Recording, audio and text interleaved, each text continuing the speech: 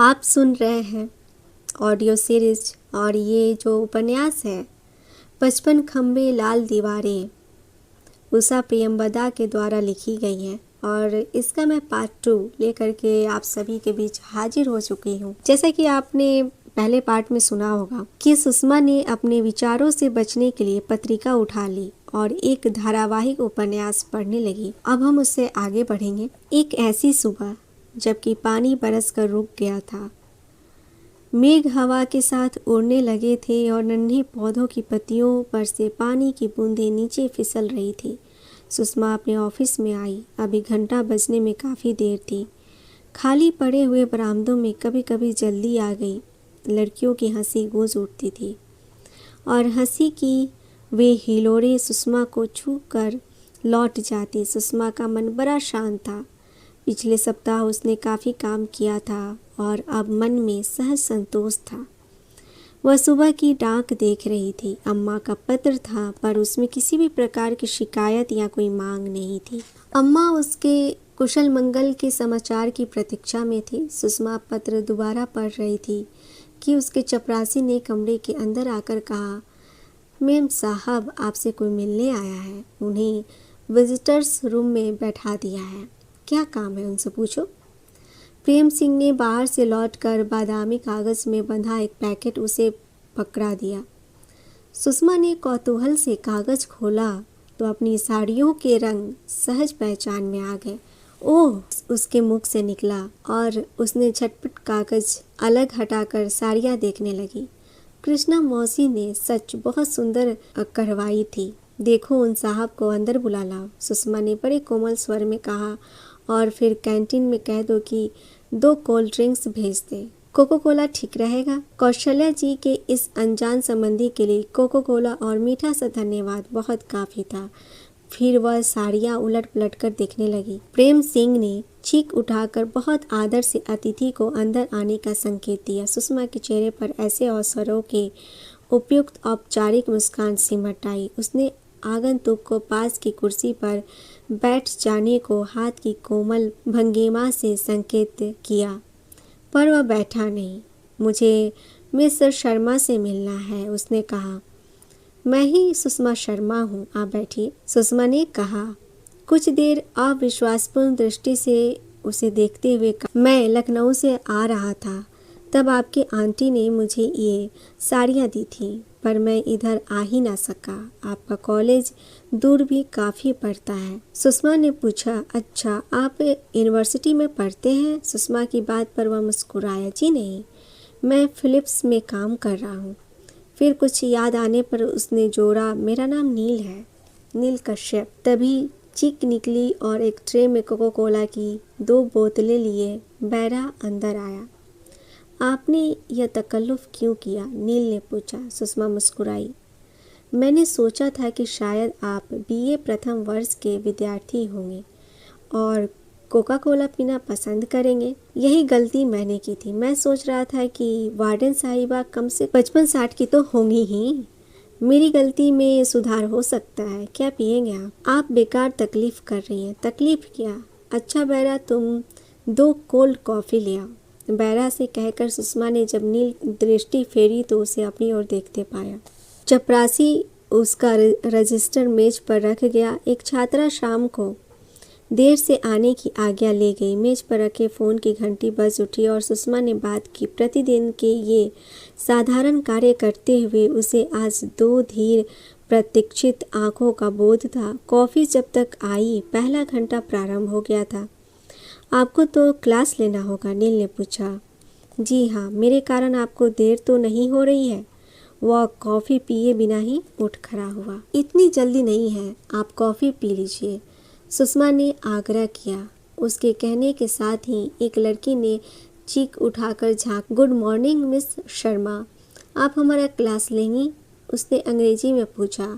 हाँ शालिनी, मैं अभी आ रही हूँ, सुषमा ने उत्तर दिया। नील की ओर देखकर मुस्कुराती हुई शालिनी भाग गई। नील उठा, अब मुझे चलना चाहिए। सुषमा ने भी अपना रजिस्टर उठा लिया और उसके साथ बाहर तक आई। साड़ियाँ लाने के लिए आपका बहुत बहुत शुक्रिया, उसने कहा। It was a pleasure. Neel के स्वर में केवल औपचारिकता ही थी। कौशल्या जी का फ़ोन पाकर सुषमा आश्चर्य में पड़ गई, फिर भी उसने उन्हें आने को आमंत्रित कर दिया। कॉलेज से लौटकर घर आई और भौरी को शाम की चाय के लिए कुछ सामान लाने का आदेश देकर वह अपना कमरा ठीक करने लगी। उसकी इच्छा थी कि कौशल्या जी आकर देखे कि वह कितनी अच्छी तरह रहती है।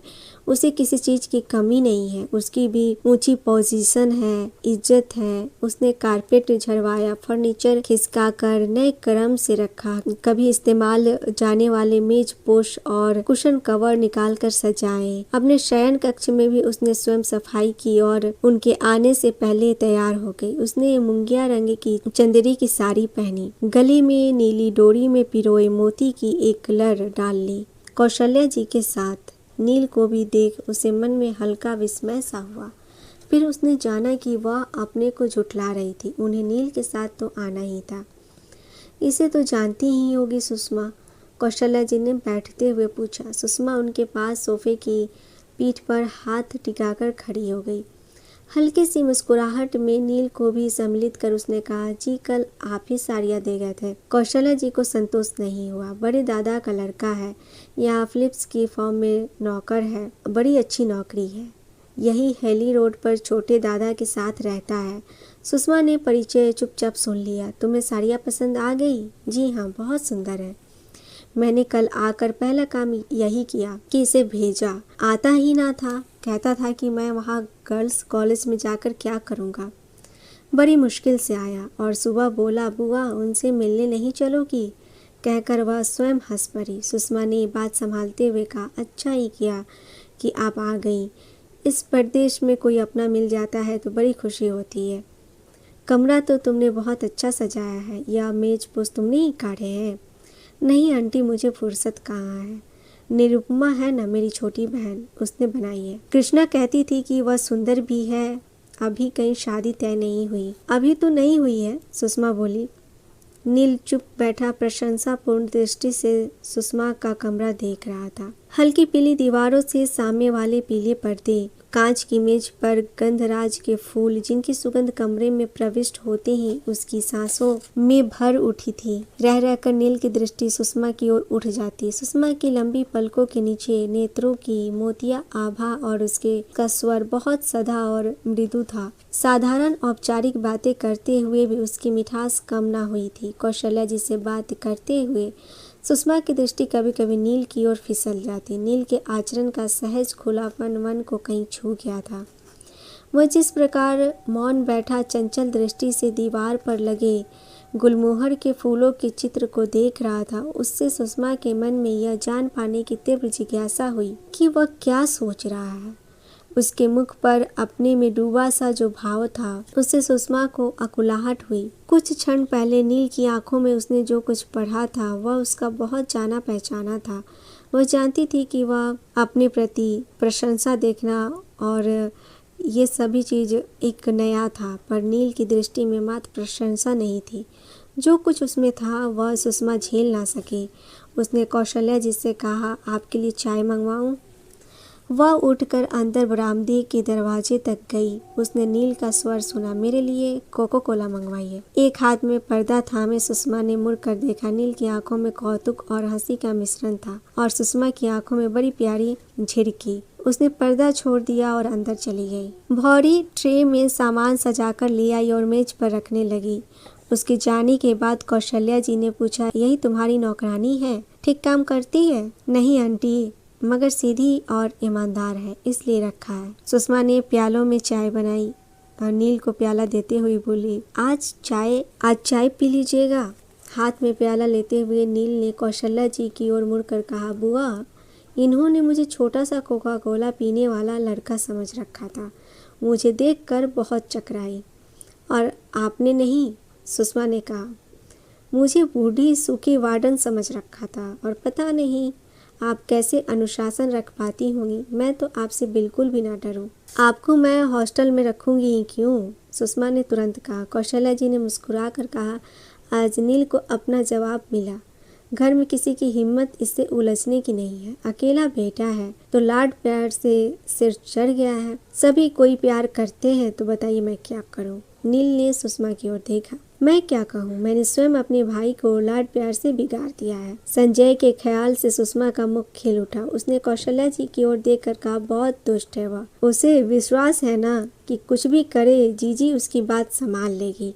माँ से बिल्कुल नहीं डरता, हर बात में जीजी की धमकी देता है। कृष्णा कहती रहती है कि सुषमा ने तो भाई बहनों के कारण अपने को मिटा दिया। नील ने देखा कि सुषमा एकाएक झटका सा खाकर चुप हो आई। नील को भी बुआ की यह बात अच्छी नहीं लगी। उसने जैसे हाथ बढ़ाकर सुषमा को सहारा देते हुए कहा, यह चित्र आपने बनाया है? जी नहीं, मेरी एक मित्र है मीनाक्षी, उसने खरीद कर मुझे दिया है। आप चाय और लीजिए? उसने कौशल्या जी से पूछा। नहीं सुषमा, घर से ही चाय पीकर चली थी। आप? जी नहीं धन्यवाद, नील ने उत्तर दिया। उसे रह रह कर लग रहा था जैसे सुषमा में कुछ देर पहले की सहजता नहीं रही है। उसे हर चेष्टा में प्रयत्न सा करना पड़ रहा था। अनजाने में सुषमा के व्यक्तित्व की किस चोट को छू दिया गया है। उसने सुषमा से वार्तालाप करने के कई विषय सोचे, पर उसके मौन में व्याघात ना दे सका। कौशल्या जी उठ खड़ी हुई, सुषमा की पीठ पर प्यार से हाथ फेरती हुई बोली, तुम्हें देखकर बड़ी खुशी हुई। नील को भेजूंगी, तुम्हें एक बार घर ले आएगा। और क्या, अपना ही घर समझो। कोई ज़रूरत पड़े तो संकोच ना किया करो, नील को बुला लिया करो। नील बुआ की बातें सुन उनके पीछे मुस्कुराता खड़ा रहा। फिर सुषमा कुछ काम से बाजार गई तो वहाँ अचानक ही नील मिल गया। उसे देख नील के चेहरे पर ऐसी मुस्कान आई जैसे कि उसे बहुत बड़ी निधि मिल गई है। आग्रह कर वह सुषमा को वहाँ से एक रेस्टोरेंट में ले गया और ऑर्डर देकर बोला, आप नियति पर विश्वास करती हैं? क्यों? मैं आज यही सोच रहा था कि अभी कल ही तो आपके साथ गया था, आज कैसे जाऊं? पर देखिए आप ही मिल गई। सुषमा को लगा कि नील की इस बात पर उसे बहुत बुरा लगना चाहिए। अब उसे नील को झिड़क देना चाहिए क्योंकि कहीं बात बिगड़ ना जाए। उसके इस द्वंद्व को भांपकर नील ने बड़ी गंभीरता से कहा, आप मेरी बात पर नाराज तो नहीं हो गई? मैंने तो जो सोचा था कह दिया। चायदानी का ढकना उठाकर नीचे देखते हुए बिना मुस्कुराए बुरा सा मानते हुए सुषमा ने कहा, फिर कभी मत कहना। डांट खाए से बच्चे की तरह नील ने कहा, नहीं कहूँगा, पर सोचने पर तो प्रतिबंध नहीं लगा सकेंगी आप। उस समय सुषमा को नील बहुत ही अजीब सा लगा। बताया नहीं आपने? सुषमा को अपनी ओर देखते पा नील ने कहा, चाय पीजिए। सुषमा चाय छानने लगी। आप लोगों में, मेरा मतलब टीचर्स में, बस यही तो खराबी होती है, हर जगह ऑर्डर देने लगती हैं। अब आप ही हैं, इतना कि डर लगे, ना जाने क्या क्या जिम्मेदारियां ले रखी हैं। वार्डन, लेक्चरर, यह सुनकर ना चाहने पर भी सुषमा के होठों के कोने ऊपर उठ गए। वह जानती थी कि वह अपनी आयु से बहुत छोटी दिखती है। नील के मुंह से यह बात सुन उसे भला सा लगा। मेरी पढ़ाई गई लड़कियां आपसे बड़ी ही होंगी, उसने चम्मच से चीनी मिलाते हुए कहा। वह नील से नाराज ना हो सकी। नील उसे छोड़ने कॉलेज तक आया। सुषमा ने बहुत मना भी किया पर वह नहीं माना। अंधेरा हो जाने के बाद कॉलेज का गेट बंद हो जाता था। टैक्सी वहीं रुकवाकर सुषमा उतर गई। नील ने कहा, मुझे उतरने को नहीं कहेंगी? आपको देर हो जाएगी। सुषमा ने उसे टालना चाहा। मैं कोई लड़की थोड़ी हूँ जो देर में ना जा सकूं, कहता हुआ नील उतर आया। सुषमा को देख एक चौकीदार उसके हाथ के पैकेट लेने आया, दूसरा गेट खोलने भागा। नील सुषमा के साथ उसके कॉटेज तक आया। खटखटाने पर भौरी ने द्वार खोल दिया और नील को देखकर उसे नमस्कार कर वह अंदर चली गई। कॉफी बनवाऊं? सुषमा ने पूछा। नहीं धन्यवाद, नील ने कहा और अपने इर्द गिर्द मंडराती बिल्ली को सहलाने लगा। आपकी है? उसने पूछा। जी नहीं, एक सहयोगी है, मिस शास्त्री। उनके जन्मदिन पर लड़कियों ने उन्हें भेंट किए। नील उसकी पीली कांच सी पुतलियों को देखने लगा। बिल्ली कूद कर सोफे पर बैठ गई। नहीं डियरेस्ट, नीचे उतरो, सुषमा ने कहा। नील को चौंकता देख सुषमा ने कहा, इसका नाम डियरेस्ट है। नील हंसने लगा पर सुषमा के चेहरे पर कसाव कम ना हुआ। हल्के पीले रंग के शेड से कमरे के कुछ भाग में प्रकाश झरता रहा। सुषमा का साड़ी का किनारा रह रह कर प्रकाश की किरणों को बांध लेता।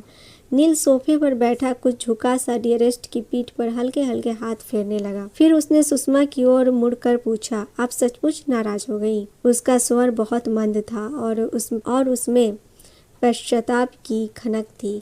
सुषमा कुछ नहीं बोली, नील को देखती भर रही। नील उठ खड़ा हुआ आप चुप हैं, इसलिए लग रहा है कि मुझसे बड़ा दोस्त बन पड़ा। मैं स्वयं अनुभव कर रहा हूँ कि मेरा आना आपको अच्छा नहीं लगा। सुषमा तब भी कुछ ना कह पाई। अपने अंदर उठते मिश्रित भावों की व्याख्या करने में वह असमर्थ रही। अभी अभी जिस तरह नील झुककर डियरेस्ट को सहला रहा था, सुषमा को बड़ा भला लग रहा था, पर साथ ही यह भी उसे लग रहा था कि रात में नील का उसके साथ आना उचित नहीं था। वह बेफिक्र रहती है, उसकी हर क्रिया को सूक्ष्म दृष्टि से देखा जाता है। बेकार में ऐसी बातों को क्यों जन्म दिया जाए? पर वह यह सब करती कैसे? नील समझेगा कि यह इस छोटी सी बात अनावश्यक महत्व दे रही है। रात के 9:30 बजे यदि टैक्सी पर पहुंचाने चला ही आया तो ऐसा क्या हो गया? नील ने उसके मुख पर अनिश्चय को पढ़ा। उसे भी यह महसूस होने लगा। अच्छा, मैं जा रहा हूँ, गुड नाइट, नील कह उठा। वह कमरे से बाहर हो गया तो सुषमा ने उसे कहा, सुनिए तो। नील नहीं रुका। वह लंबे लंबे कदम रखता हुआ बिना मुंह मोड़े, बिना पीछे देखे चलता गया।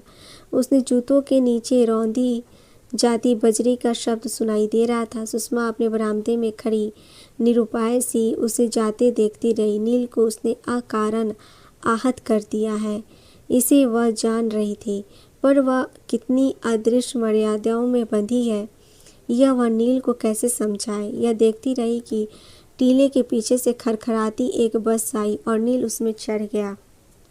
बस के जाने के बाद फिर उस नीची सड़क पर सन्नाटा लौट आया। दोनों चौकीदार फाटक के पास चुप बैठे रहे और डियरेस्ट सुषमा के पैरों से लिपटती रही। और इसका जो पार्ट 3 है हम सभी सुनेंगे नेक्स्ट ऑडियो सीरीज में।